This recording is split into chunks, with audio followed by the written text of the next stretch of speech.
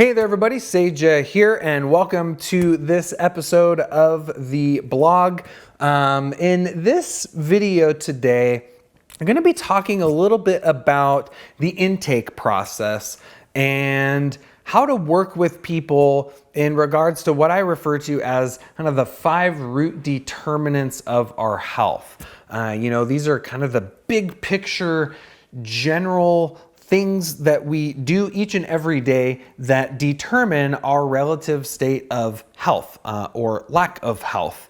And while these are really important aspects of working with a client, sometimes they're actually overlooked by a lot of practitioners almost because they're so, basic and rudimentary. And so really talking about how do we integrate these 5 critical determinants of our health into your consultation work that you do with clients, and kind of what that timeline looks like. Like where do you fit it in, and how do you there's so much to cover in a client intake. How do you do it in a way that makes sense and that you're not sitting there with a person for all day long trying to get all the information that you need. And so this episode, we're really digging into a little bit of intake dynamics and how to address some of the most important aspects of someone's health. So enjoy the episode this week. And Elsie is asking, how much time would you recommend for a proper intake that accounts for the 5 root determinants of health? Great question, Elsie. So a little backstory for those of you that, not backstory, but foundations here for those of you that maybe aren't in the Vital Cerebral Practitioner program or don't know what it means when I say 5 root determinants of health. And so just to recap that a little bit for everyone here. So in the Vital Cerebral Practitioner program and kind of the foundations module, I talk about what are the foundations of our health? Like what are the things that determine our relative state of health or lack of health on just a very general understanding. And I, like many things I do, correlate these to the 5 elements of earth, water, air, fire, and ether or wind. And so in the earth element, we see that root determinant of health is really focused on our diet, right? The foods that we consume each and every day are super important in terms of determining whether we're healthy or not. And that can be, eating enough, not eating enough, eating healthily or not healthily. Nutrient deficiencies are a huge part of many health issues these days. Not to mention the dynamics of food intolerance and leaky gut syndrome and allergies and just all the stuff going on with our food, with all the artificial food products out there, and inorganic foods and the way those affect our health, et cetera, et cetera. So in the earth element, I really think of that diet as being very important. Also, I think of kind of our basic foundations of our home and our structure and shelter, right? It's hard to be healthy if we don't have an adequate shelter to protect us from the elements, and having a healthy home in terms of not having a bunch of mold in there or whatever, stuff like that, okay? Water element would be hydration, obviously. In that category, I think of not just hydration of water, also hydration of oils. Having proper oil intake in the body is an element of adequate hydration. I also think of our emotional health in terms of that water element, and how we process and handle and manage our emotional reality. In the air element, obviously breath and breathing, whether we are breathing deeply, shallow breathing, deep breathing, the overall state of our respiratory system, as well as our minds, right? And the health of our mind and our psychological well-being, and whether our mind tends to really focus on really negative things, whether we perpetuate negative thought patterns, or whether we think positively and have an inspired mind and an uplifted mind, and a healthy creative mind, this is a very important aspect of our health. You know, you can eat the most amazing diet, be super well hydrated, and attend to these other things, but if you're thinking really bad negative thoughts all the time, you are not going to feel very vital, right? And so the health of the mind is very important here as well. The fire element, we're looking at exercise, right? The nature of exercise is that it stimulates heart rate and blood flow. This is why when you do vigorous exercise, you feel hot and start sweating. This is the activation of our inner fire element. Obviously, as we all know, exercise is critically important for our health and strength and vitality on a number of different levels. And I really believe that exercise is not only imperative for our physical health, but also for our mental and emotional health too. I can't tell you how many people feel so much better emotionally when they just get moving, right? I think a lot of times kind of pent up emotion, especially things like irritability and anger or frustration or even depression and things like that. It's like sometimes you just got to move it out. You got to get that blood moving. You got to just move through it. And that exercise can really trigger that. Last is the ether element, which really is attending to our spiritual health. What does that mean? Well, I like to think of it as our purpose, right? Having some sort of calling, having some sort of purpose that we have in this life that gives our life meaning. You know, and I think that can take a number of different forms, right? For some people, their purpose is really oriented in the work that they do. For some people, their purpose is, you know, to raise children. For some people, their purpose is to grow a beautiful garden. For some people, their purpose is to be a really loving spouse or partner.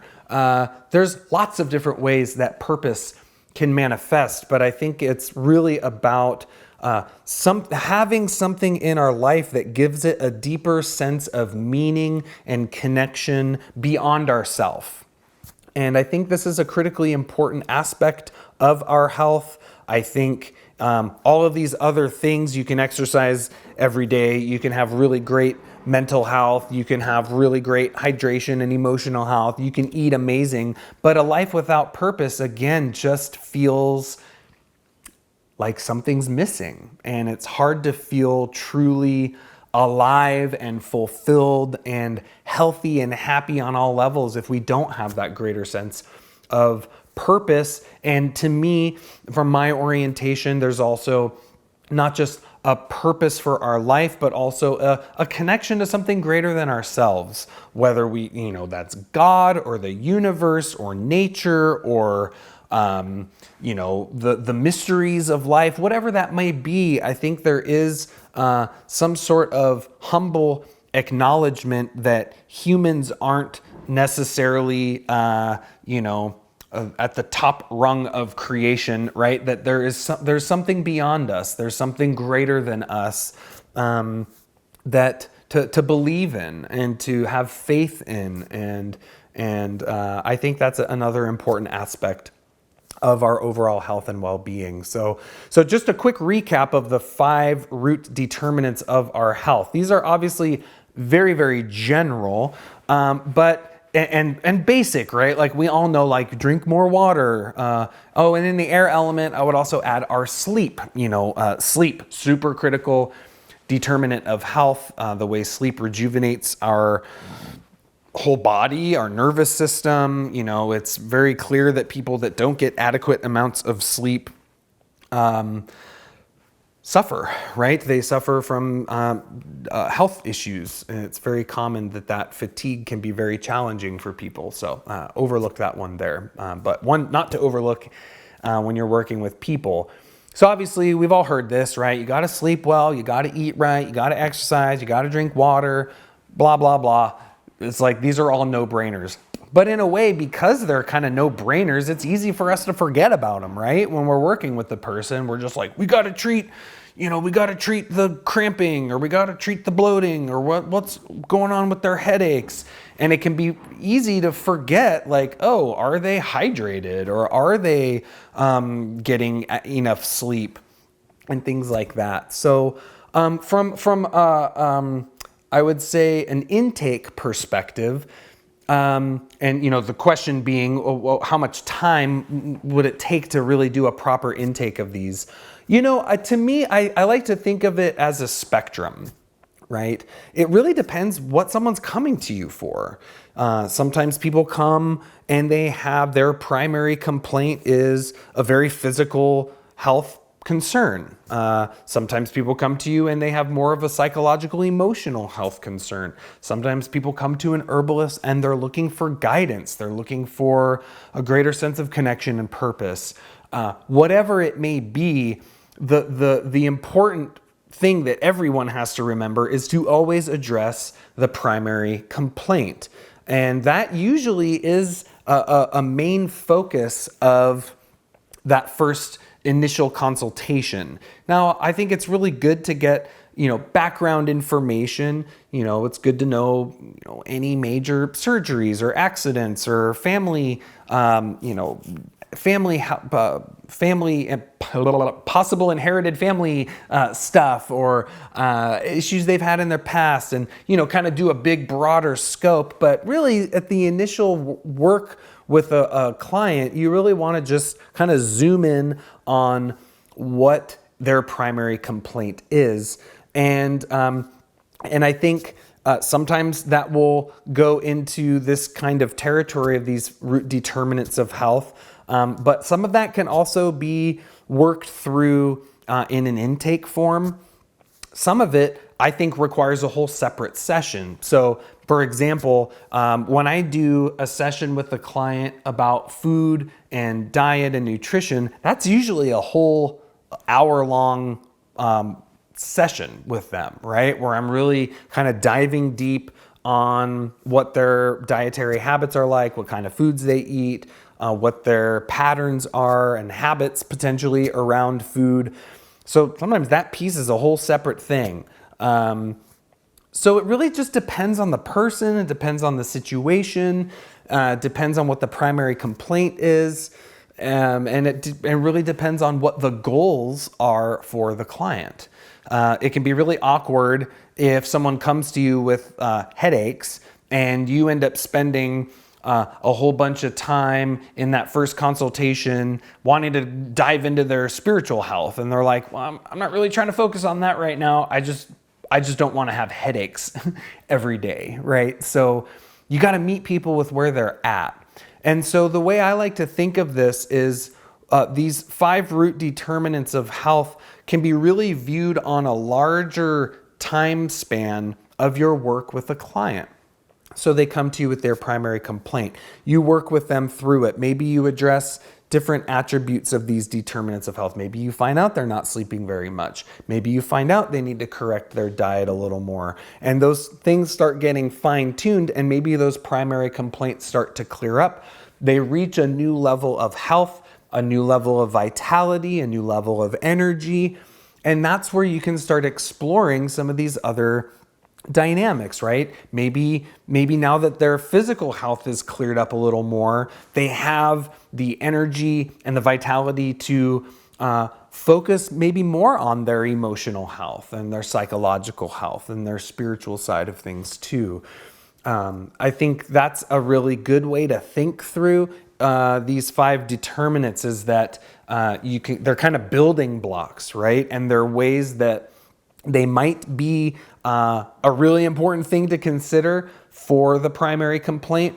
And other times they might be just fine tunings, right? Ways that they can dial in and refine how they live their life every day to reach a greater level of health. And I think that's, from my approach of herbal medicine, that's really what I want for the people that I'm helping, right? I don't just want them to not have headaches anymore. I want them to feel good, right? I want them to feel healthy. I want them to feel alive. I want them to have good energy, and they wake up in the morning, feeling rejuvenated and feeling like their mind feels clear and their heart feels open and strong, and they feel like they're working towards a goal or a dream or an aspiration that gives them a greater sense of purpose in their life and a feeling of fulfillment. I believe herbal medicine can help us with all of those stages of our healing work that we all have to do in this life as human beings. So in short, my answer to your question, Elsie, is there is no set amount of time. It really is going to differ from person to person. So I just encourage you to really be flexible and really just pay attention to the person that's sitting in front of you and become acutely aware of what their needs are and how you can best help them. So hopefully that is helpful for you. And thank you for the excellent question there.